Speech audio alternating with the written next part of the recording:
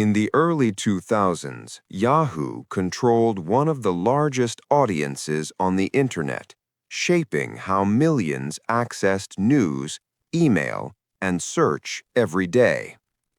At its peak, the company was valued in the tens of billions, positioned as a central gateway to the web. But within a decade, that position began to erode as new platforms changed how users discovered information and interacted online. Google redefined search with a more efficient model, while Facebook captured user attention through network-driven engagement. Yahoo remained anchored to its portal strategy, even as the industry shifted toward platforms built on data and scale.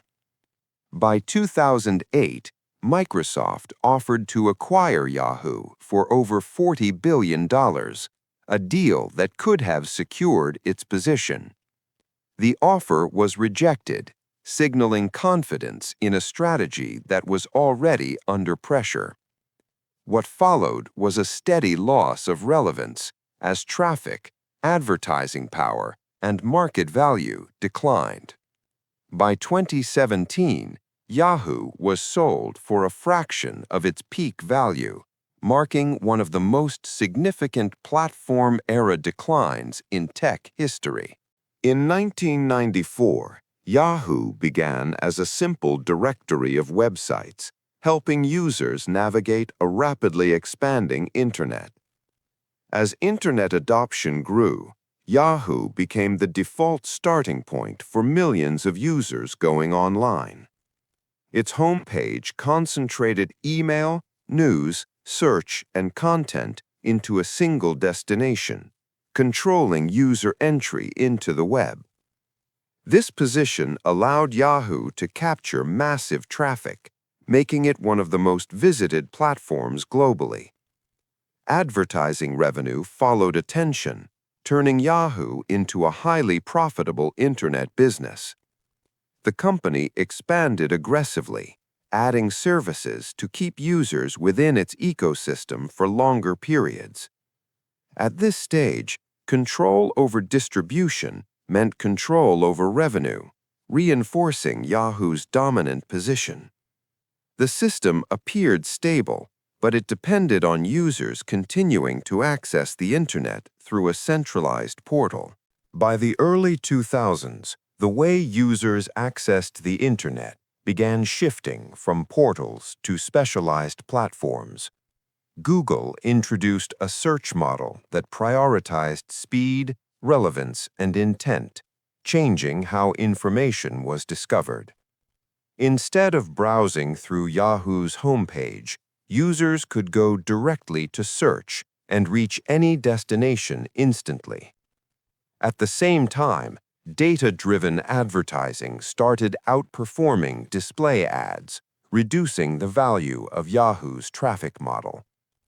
Yahoo continued expanding content and services, but this did not address the underlying shift in user behavior. The company now operated between two models, still acting as a portal while the industry moved toward platforms. This created a structural gap where Yahoo retained users but lost control over how they navigated the internet. The change was gradual, but by this point, the foundation of Yahoo's dominance had already begun to weaken. As Google's search became the default entry point, Yahoo began losing control over how users moved across the internet.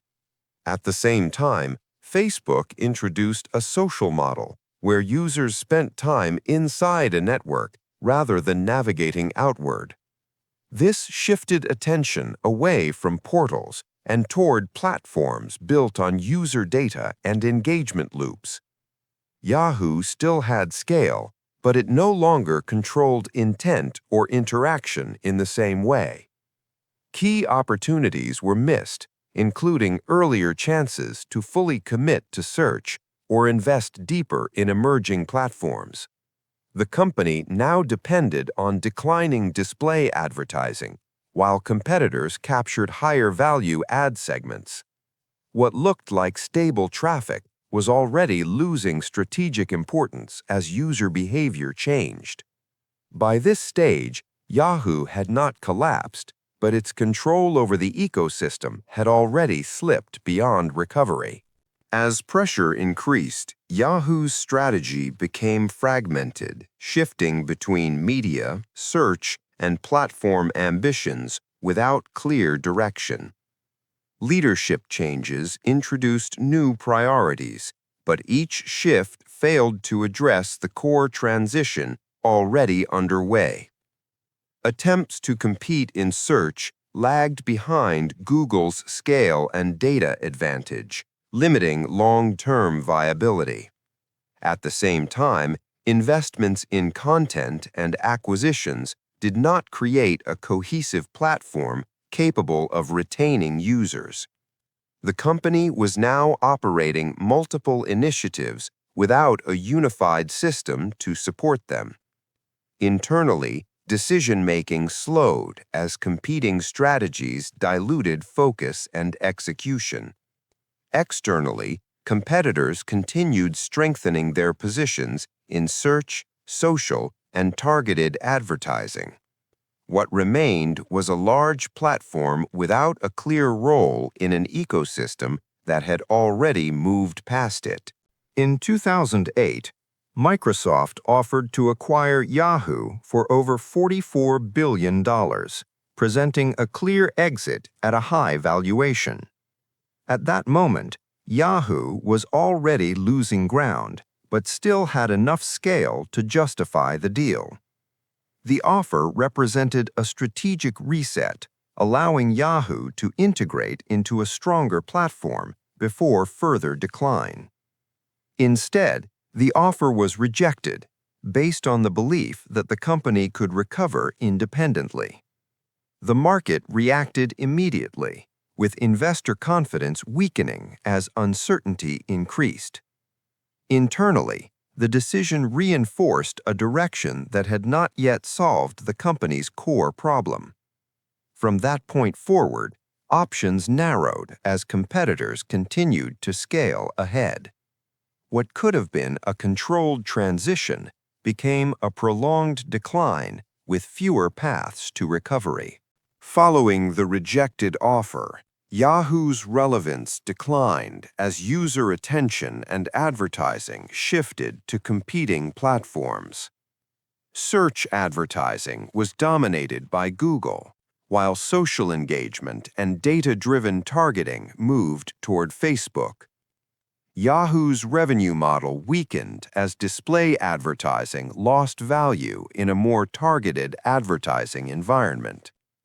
Traffic remains significant, but it no longer translated into the same level of monetization or strategic control.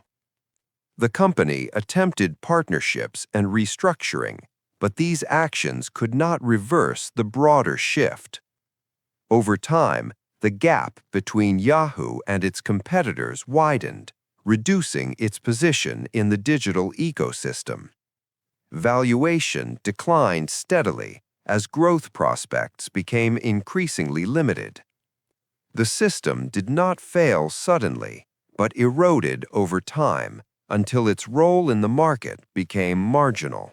By 2017, Yahoo's core business was sold to Verizon for approximately $4.5 billion, a fraction of its earlier valuation. The sale marked the end of Yahoo as a dominant, independent internet platform. Over the years, billions in potential value had been lost through missed opportunities and strategic delays. Key assets, including stakes in companies like Alibaba, remained valuable, but were separate from the core business decline. What remained of Yahoo's operations was absorbed into a broader digital media structure with limited influence. The company that once defined how users accessed the internet no longer controlled any critical layer of it. The platform shift had permanently restructured the industry, leaving Yahoo behind. The outcome reflected not a single failure, but a series of decisions that allowed the future of the Internet to move elsewhere.